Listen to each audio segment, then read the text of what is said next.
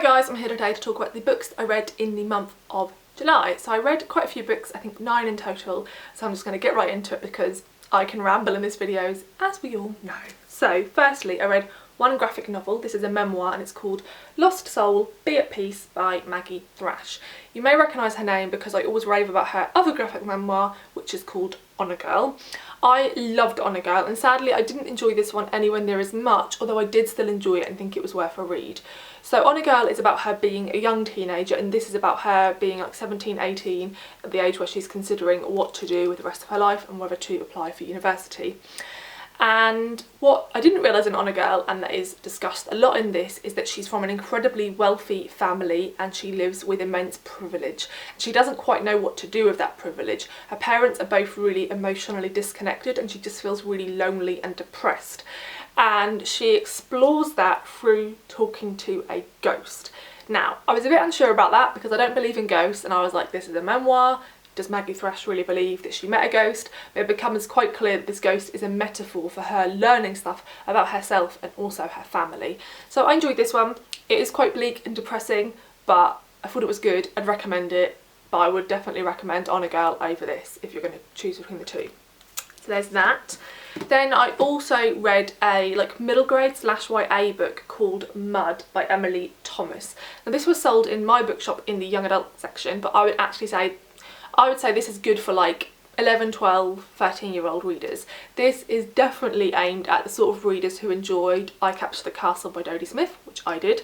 So this is about a young girl who, following the death of her mother, her father spends all the family's money and puts them into financial ruin, and so he decides they need to sell up their house and move to a big houseboat that's like leaking, filled with rust, and he also invites his new partner and her children to move in with him, so there's just lots of family drama and conflict. Now this is a very slow novel, not a lot happens, it's very slice of life and it really follows the family conflict as these two families come together, especially with the poverty they're suffering and also the anxiety that our main character feels because she takes on lots of the burden of worrying for every single member of her family. Now it makes it sound like it's a really bleak book and it's really not. Because of the age range this is aimed at, I think it's actually like sort of on a perfect level of dealing with topics which it's right that a younger reader should learn about and be aware of, while still not making this a really miserable read. There's lots of good, decent people who are kind and helpful. There's lots of cosy moments in this. She makes lots of great friendships. There's some lovely cats. So I really enjoyed this. The only thing I'll say is I felt like it was left a little bit unresolved. I thought it could have done with 30 or 40 more pages. There was a few things that were happening in the novel that were like built up and then it just sort of fizzled out a little bit at the end. So yeah, I definitely recommend this if you enjoyed I Captured the Castle, but just be aware that the ending isn't as strong as the rest of the book. Then I listened to 3 audiobooks this month. The first one I listened to was Entreat Me by Grace Draven and it's a Beauty and the Beast retelling. So I've read one Grace Draven book before and that was Phoenix Unbound. And I have to say I preferred Phoenix Unbound. So reasons for this are, I enjoyed it. I thought it was a fun listen, it was an easy listen, and there were some characters I really liked. I liked the fact that the Beauty and the Beast characters were older. I also liked the fact that they weren't like stereotypically beautiful. They found one another beautiful, but they were also both aware that they weren't what most people would view as beautiful or handsome.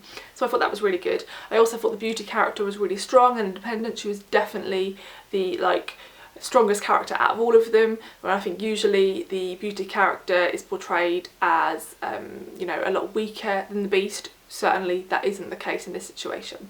So I enjoyed that.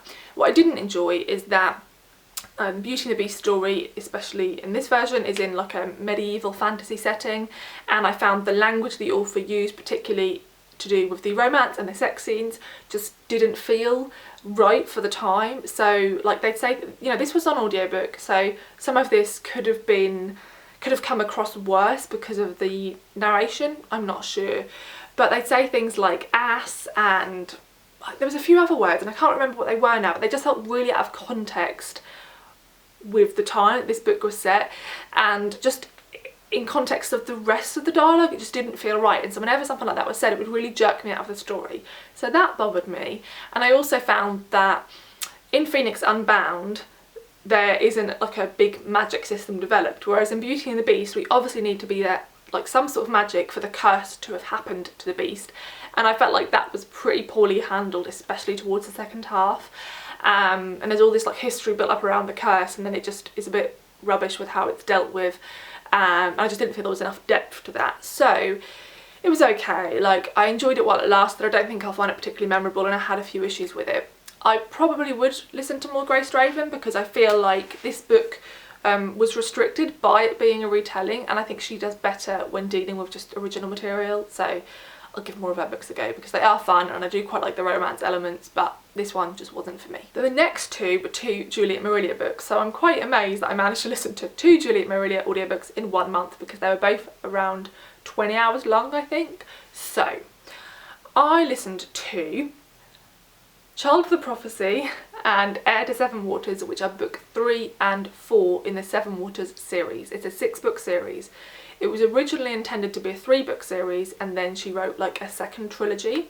So I adored the first 2 books. I gave them both 5 out of 5 stars. I thought they were absolutely brilliant. Some of the best books I'd read in a while, and just head over heels in love with them. I didn't feel anywhere near the same as with these 2 books. So I'm not going to go into massive detail here because I think I'll probably read the last 2 books pretty soon, and I think I will do, or I know I will do, a series wrap up, and so I don't want to go into loads of depth here.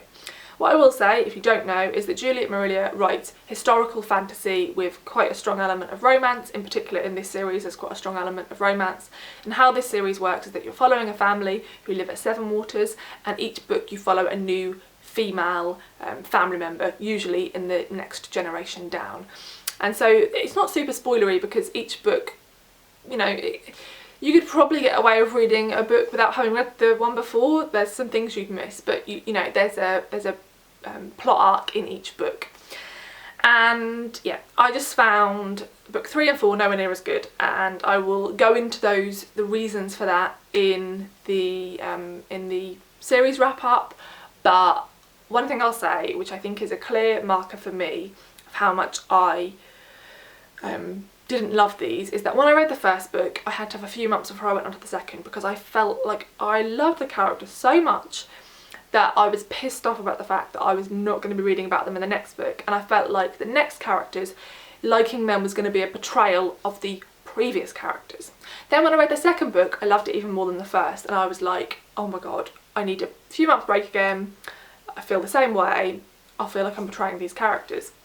And then when I got to the third one I finished it and immediately went on to the fourth, and I finished the fourth a few days ago and already feel like I could go into the fifth.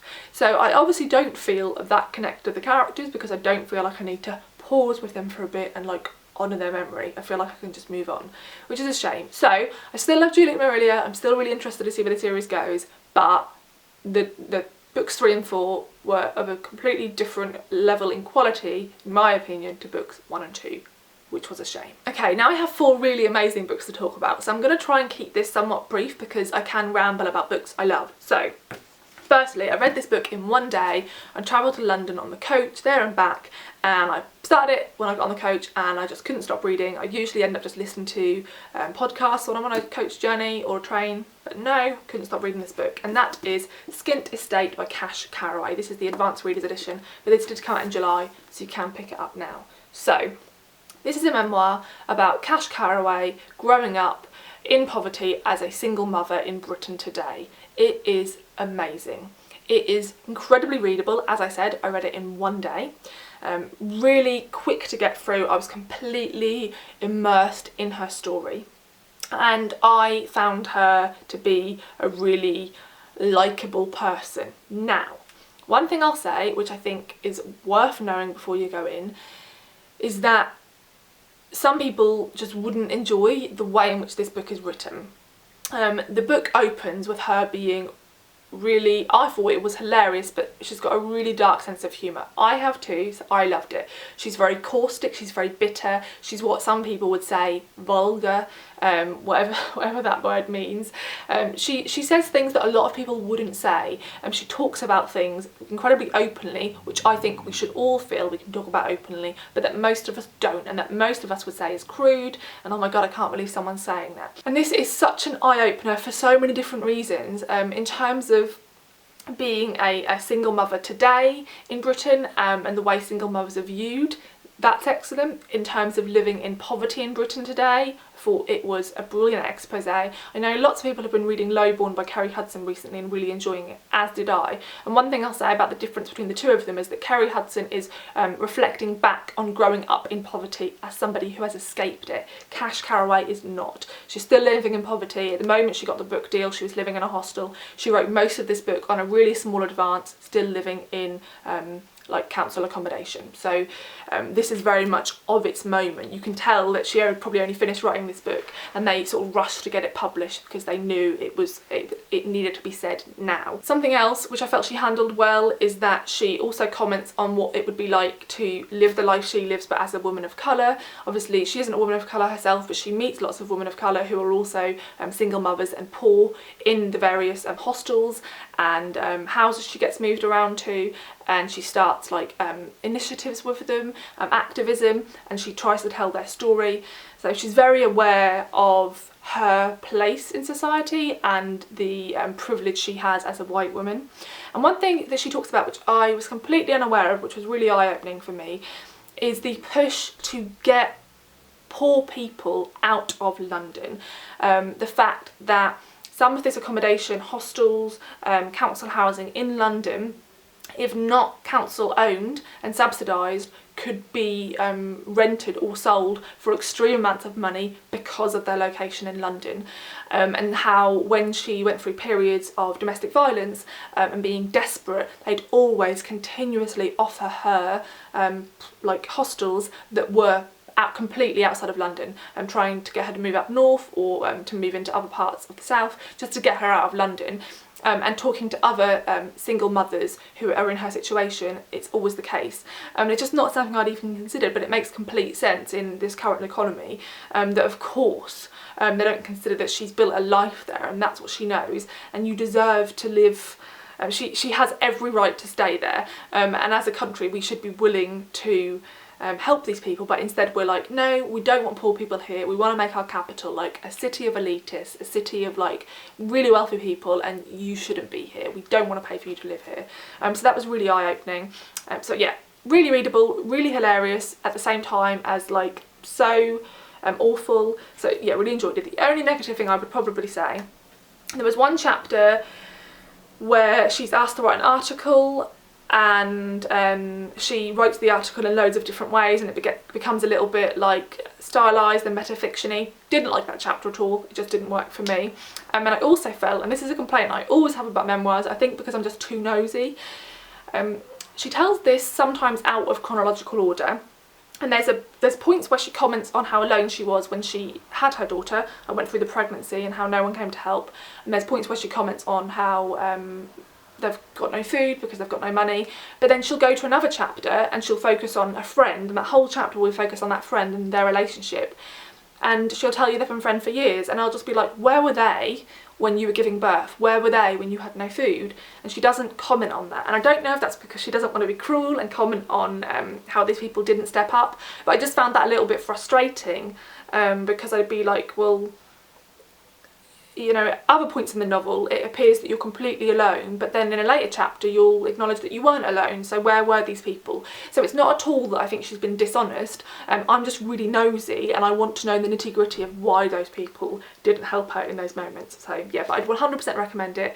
I think it's excellent, but I'd read the first few pages and see if you like her sense of humour, because she has a very specific dark sense of humour that not everybody would like, so there's that. The next one I want to talk about, I only finished a couple of days ago, even though I started at the end of June, and that is Happiness by Aminatta Forna. So, started this at the end of June, was absolutely loving it, felt like it was going to be a 5-star read, and then I had loads of stuff go on in July, which meant that I didn't read for about 2.5 weeks other than audiobooks. And then I picked this back up and I only finished it a few days ago.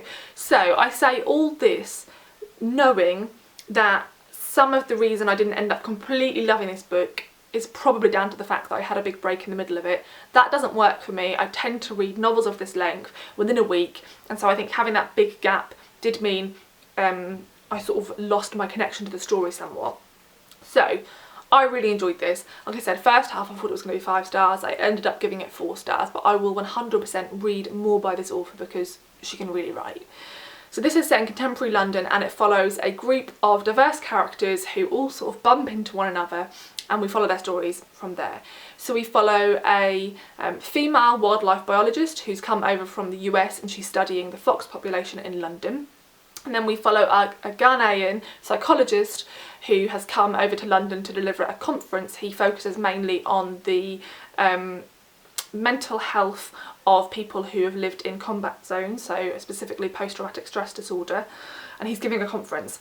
And then I think she's his niece, his niece's son, young son, goes missing because they're detained for supposedly being illegal immigrants, and so he is trying to find his niece's son, and the wildlife biologist gets to know him somehow, and she basically says, I know loads of people who work the London streets at night, street sweepers, security guards, because they look out for foxes for me, and so they will be able to look out at night for this child, and the story goes from there. So I loved all the characters. I thought it was a great it was a great example of the community of people in London and how these people from all over the world come together, and how warm and open these people can be. I thought that was beautiful. I loved all the sections focused on wildlife biology, and there was quite a lot of sections that went back to Jean, who's the wildlife biologist, her life in the US when she was working on coyotes. I loved all that because I trained in wildlife conservation. I wish more novels spoke about wildlife conservation because I love it. So I really enjoyed that. I think what I felt is there's a plot point which sort of wraps up earlier than I expected, and then the second half of the novel just felt like it meandered a little bit and got a little bit lost, and yeah, just didn't have as much of a drive to it, I felt. And I felt that in the first half I'd found both their stories equally fascinating. In the second half, I think Attila's story, he's the psychologist, I felt like his story just became a bit weaker because it got a little bit all over the place. Too much was trying to be done, I think, with his story. And so I just didn't enjoy it quite as much. So I'd really recommend this. I definitely will read more books by this author, but I didn't end up loving this as much as I hoped I would at the start. The same can be said for this one. This is Girl, Woman, Other by Bernadine Everisto. Again, this is the first book I've read by this author, and it will not be the last. So I also picked this one up at the end of June and took a couple of weeks before I finished it because, again, stuff was going on. We're buying a house at the moment, but yeah, it's sort of taken over a little bit, so I stopped reading for a little bit. But I did finish this. This is quite an interesting one because it's not quite a short story collection, and it's also not quite a novel. So there are 12 short stories in this, but they're told in sets of 3, and each set of 3 focuses on a mother, a daughter and a friend of one of those.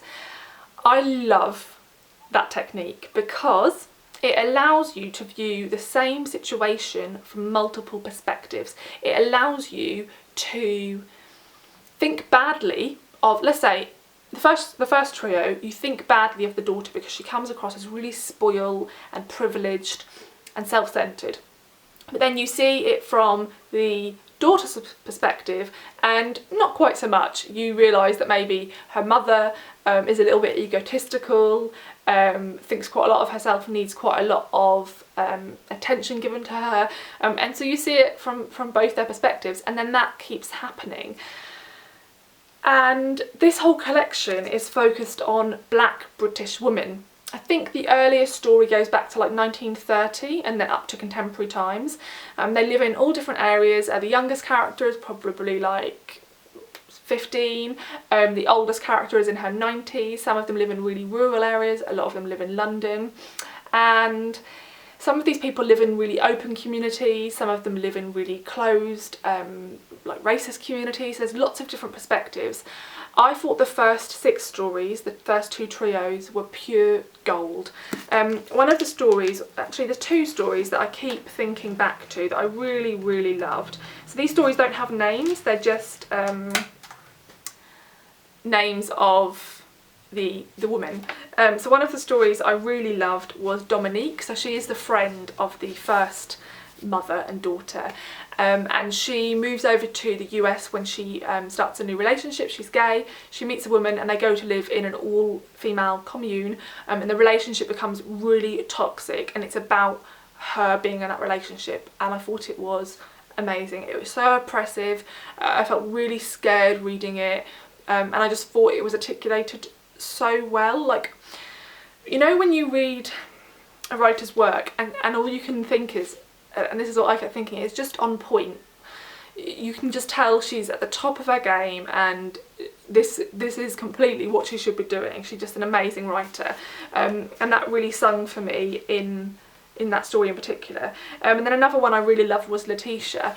So Letitia is again a friend in one of the stories, and she becomes pregnant when she's quite young, and she has 3 children, all before she's 25, and they all have different fathers, and it's about how she sort of got in that situation, and why, and the life she's trying to live now, and the men she meets. And her friend Carol, in Carol's story, she suffers a horrific incident of sexual violence, and never really talks to Letitia about it. And so both their stories are really interesting, because Carol goes on to become a really successful businesswoman, but never really tells anyone about what happened to her, and Letitia sort of watches from afar as Carol becomes really closed off and cold as she views it, and thinks that's because Carol thinks she's too good for her. But in Letitia's story, she ends up coming across one of the men who attacked Carol. I mean, you as the reader know that, but of course Letitia doesn't. So it phenomenal. So the way I felt is that I personally think, and again, this could be because I took a break and then went back to the last 6 stories, I personally think the first 6 stories were stronger than the last 6 stories. I would still say this is one of the best books I've read this year. It's absolutely amazing. I loved this whole thing of it not being quite a novel and not being quite a short story collection. I highly recommend it. I think there's an abundance of voices that we need to hear more often, and we don't. Yeah, so definitely pick this one up, and please let me know what other Bernadine Everisto you've read, because I've heard people rave about Mr. Loverman, I think it's called, but I haven't heard people talk about her other ones, I don't think, so I'd love to know more. So there's that one. And then lastly, another short story collection that I finished a few days ago and really enjoyed is Half Wild by MacArthur.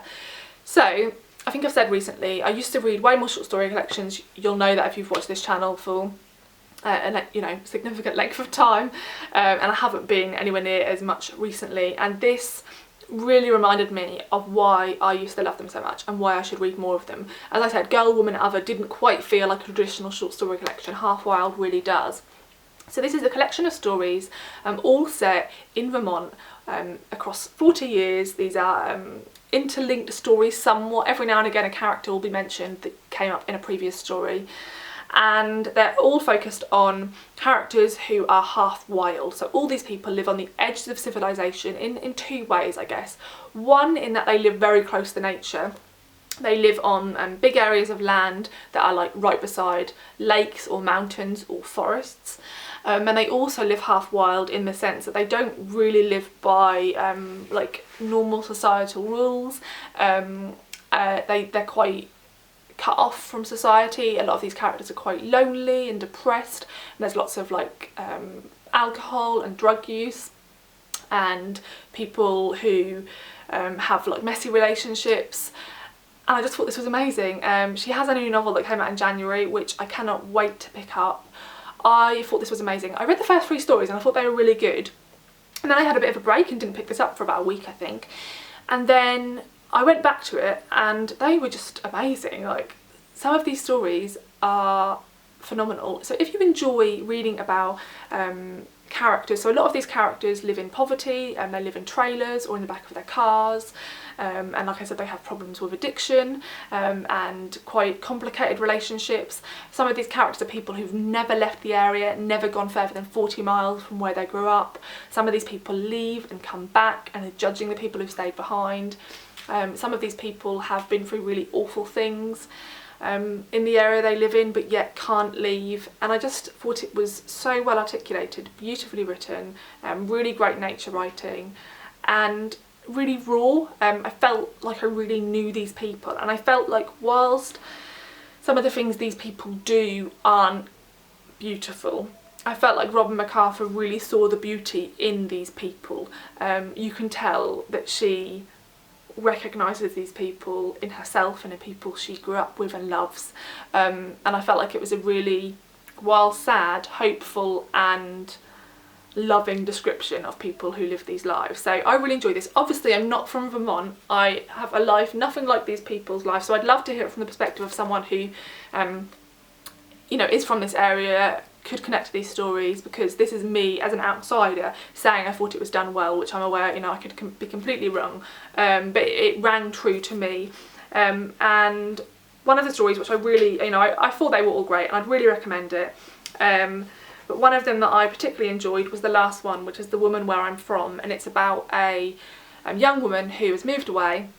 She's got a new relationship, and he doesn't really know anything about her, and she's called home because her mother has breast cancer, and she's not seen her mother in many years because they have a really complicated relationship, and she doesn't really want to go home because she feels like it will draw her back in. And her partner says to her, you know, can I go with you? And she's like, definitely not. And then he asks her, what are the women like where you're from? And the rest of the story is really a commentary on that. She meets many of the women she grew up with when she goes back. But one of the bits I thought was particularly beautiful was her mother says to her, I thought you might hate it here. And this is the quote I really love. I don't hate it here. I hate what happens to me when I am here. I hate the way it draws me in, the way it leads to nowhere but itself, the way everyone and everything is connected and a person cannot be free.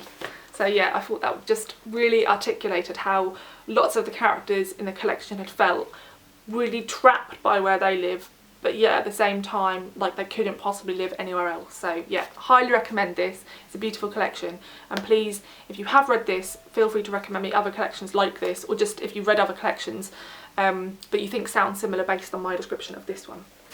So yeah, there you go. Those are all the books I've read. If you're interested in what I'm currently reading, I have also just uploaded my currently reading video on my Patreon, which I'll link down below. I'm always happy to have people supporting me on there. I really appreciate it, so feel free to go and check that out. And I will be uploading, I think, I'm going to try and do a reading vlog at some point this month, although I'm not sure yet. It probably depends on the temperature, because I'm not so good at doing those when I'm hot, so yeah. But let me know if you've read any of these books, what your thoughts were on them. Thanks for watching, and I'll see you in the next video. Bye!